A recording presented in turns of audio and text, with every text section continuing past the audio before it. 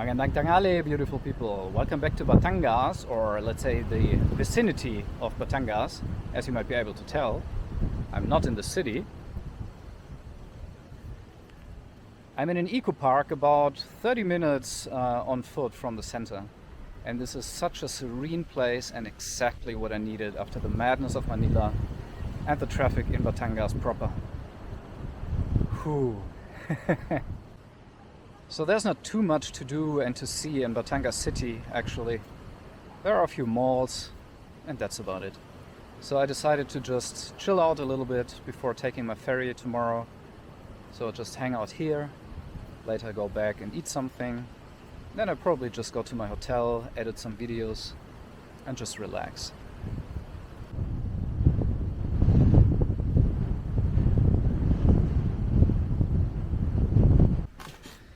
So I figured this might be a good time for a more personal vlog. So I'm not going to show you anything in particular today. I just want to talk about my experience so far after being here in the Philippines for, well, about 10 days now. So I gotta say it was a crazy ride. Now, I'm a relatively sensitive person. I get easily overwhelmed by too much input. So Manila was a bit difficult for me to take at first.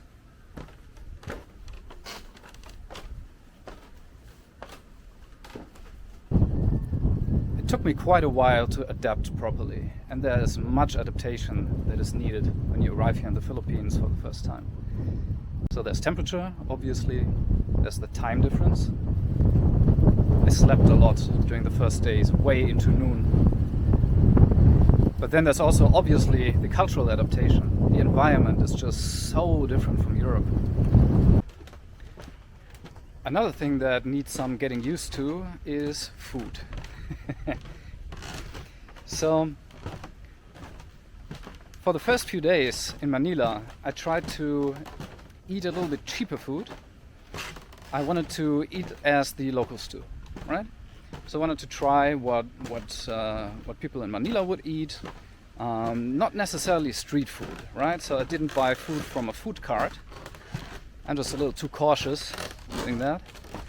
But I tried to not go to restaurants, you know? So something in between, like a bistro at a corner, something like that. Now, unfortunately for me, Filipino food, at least the type of food you get in those places, is just a little bit too oily. So everything seems to be deep fried in oil. So you can get fried chicken everywhere. You can get burgers pretty much everywhere. Then there's Jollibee, obviously, a fast food chain, very popular here in the Philippines. I didn't go there yet, and I'm not sure if I will. Maybe just for a video at some point. But yeah, that was not quite what I was hoping for, unfortunately. So after about 3 days, I really felt a bit sick. And I was just craving vegetables, which are apparently hard to find, at least in the more fast food style meals you can get here in the Philippines. So I figured I actually have to go to restaurants. There's no other way. Or at least eat the street food just occasionally, but certainly not all the time.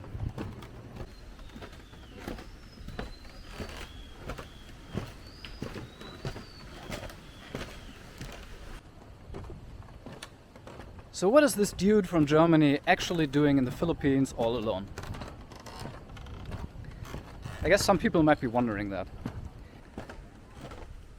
Now, some single guys come to the Philippines with very particular intentions. Now, that's not quite what I'm looking for here. So, one of the reasons why I'm here is I want to escape winter. Winter in Germany for me is just too long, too dark, and I'm just not having a good time for half of the year. That's not fun.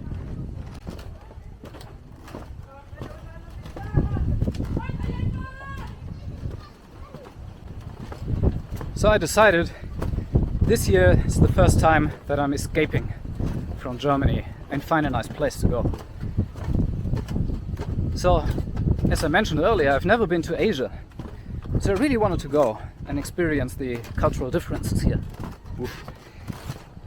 So there are, of course, a couple of options, right? You can go to Thailand, you can go to Vietnam, or even go a little bit more experimental with a country which is not traveled to so much. And ultimately I decided for the Philippines for a couple of reasons. The big one being English. Obviously, the Philippines are the country in Asia where it's easiest to get around with English. Most people speak it, or at least understand it on a basic level. And it's a cheap country, right? Which is also important for me because I'm not a rich foreigner, as many Filipinos assume. Like they think that every foreigner coming here is rich, which is certainly not the case. I'm not. So it was important for me to be okay here with my budget for a couple of weeks.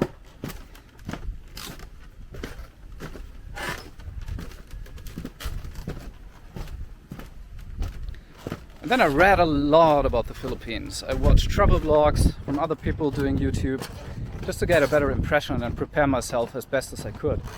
And that certainly helped. It absolutely helped. So I didn't come completely unprepared. But I still gotta say, actually coming here, being here, is a whole different game. And yeah, that needs some time to adjust to. I think I'm getting there. Slowly but surely.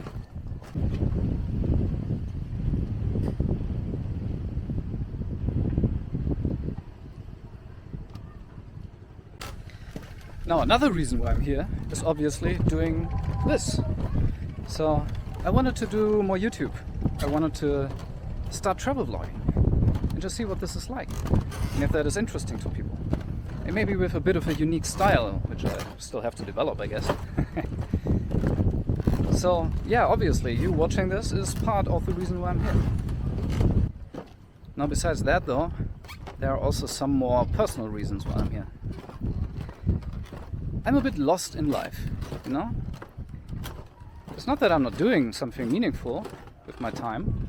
I'm about to finish my PhD in a natural science discipline. I'm an aspiring artist, even though I dedicate too little time to it because of my perfectionism. But honestly, I have no frigging idea what to do with myself after I'm done with my thesis. Which, by the way, I'm supposed to write here in the Philippines, and so far that hasn't worked out too well. So a part of me longs for a readjustment, a reset, time out to think about stuff. I guess being here is an attempt to do so, right? Getting as far away from home as possible into an environment as different as possible, with the hopes that something in me changes because of that experience and I might see some things more clearly. So far, after the first 10 days, I don't know if that's gonna happen. People say even when you get far away from home, you're not getting far away from yourself, right? So whatever problems and issues you might have, you carry them with you. You still have them, even in the Philippines. So I'm a very introverted guy. When I was young, I decided to go for computer science because I figured if I do something where I just have to sit in front of a computer screen, then I don't have to interact with people, right? That would be very comfortable. And that's what I did. Unfortunately now, I'm in my 30s, about to finish a very nice degree, but I absolutely do not want to sit in front of a computer anymore, at least not for a regular office job. That would be soul-crushing for me.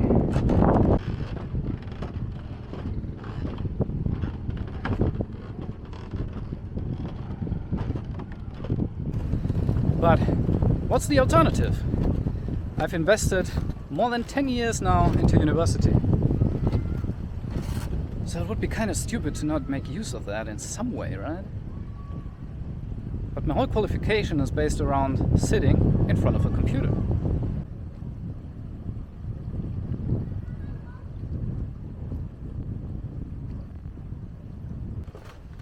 So starting with something completely new would be extremely risky, right? And maybe outright stupid. And that's exactly the type of stuff I'm thinking about here.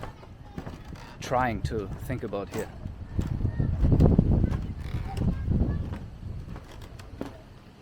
Is there some compromise? Can I maybe do a remote job in my area, part-time, by focusing more on my art and traveling and travel vlogging maybe in the future? Because, I mean, travel vlogging is nice, but if you don't have a big channel, you're not earning money with that. Oh, that's a stiff breeze. I hope the wind noise is not too bad. So, I simply cannot afford to go traveling to interesting locations all the time. So it's kind of a chicken and egg problem, right? So without a good running channel, you cannot really get the budget through your traveling to travel more. So I need funds to come from somewhere else. And if I'm not making use of my qualification, that's going to take some time, right?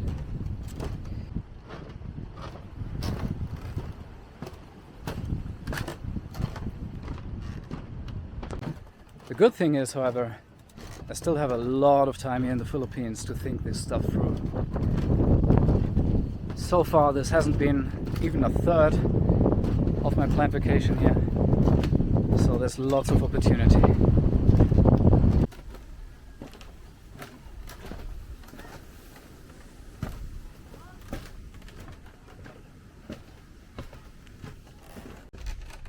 Something I want to challenge myself with while I'm here in the Philippines is to try to be more social.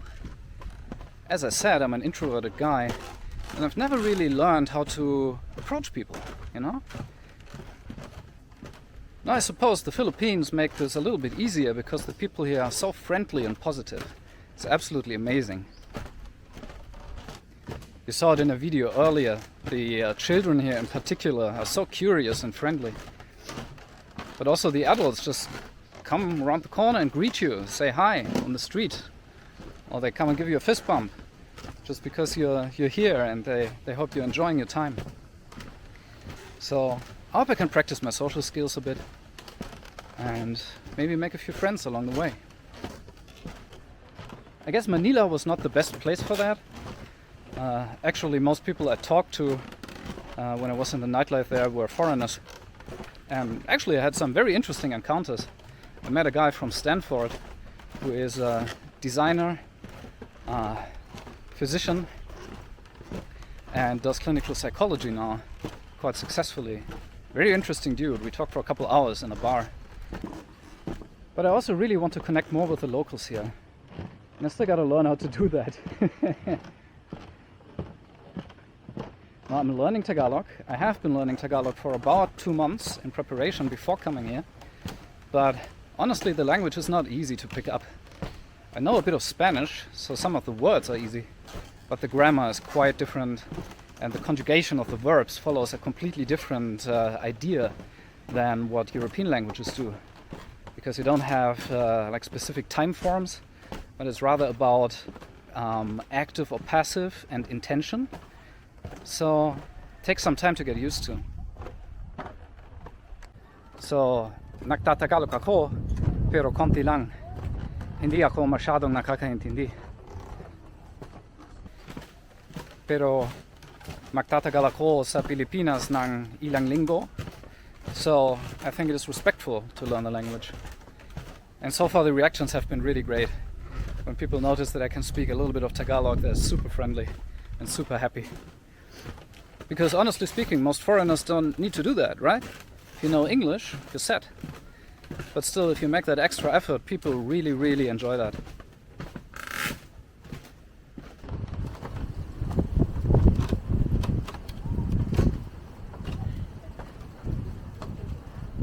There seems to be recultivation efforts going on here in the mangrove forest, which is great to see.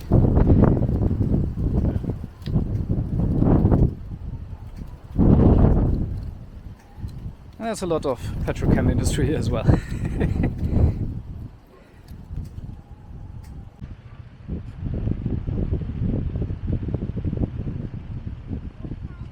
So I'm heading back to the city. Let me give you some impressions of the area around here.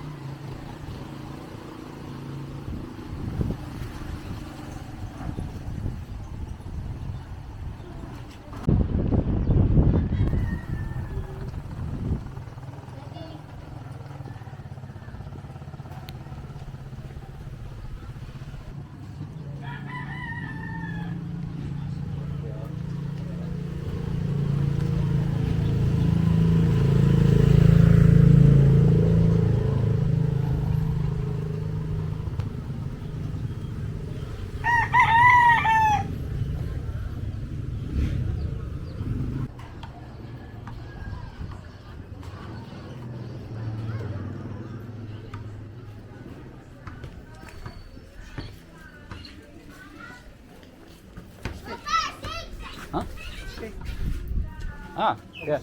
Muslim? Yeah. No, should I not go there? It's okay? Yeah.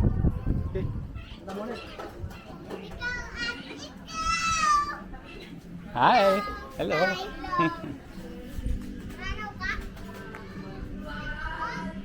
Ah, okay.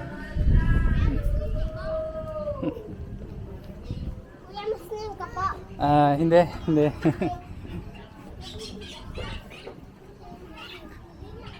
So I made a wrong turn and apparently walked right into the Muslim area, which is actually something people recommended to not do. At least in Manila. There are apparently some kidnappings going on, which I didn't know. So much for my sense of direction, which I'm usually pretty proud of, but I had to look up in Google Maps how to get back. Hey! Hey!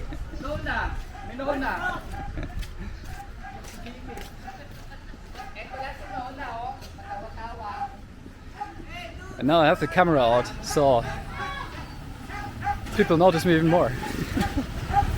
It's crazy.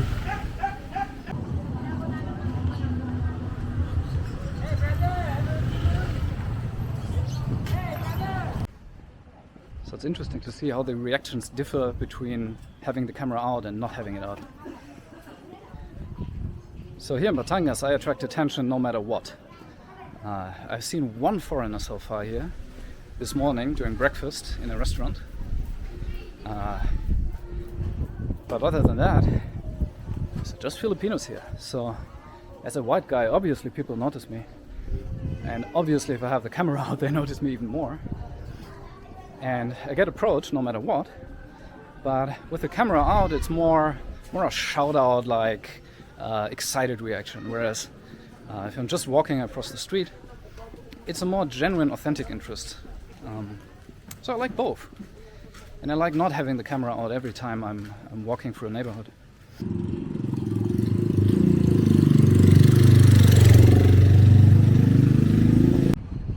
Since it's dry and very gusty, there's so much sand in the air. Wow, I'm tearing up.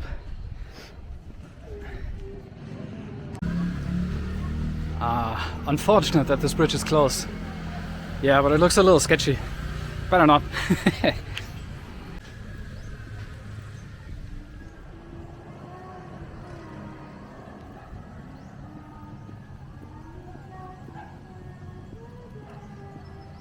Unfortunately a bit smelly.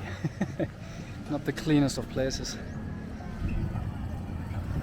But I still like the area. So I hope you enjoyed the more chill location today.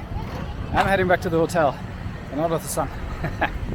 Have a good time. See you in the next video. Bye bye.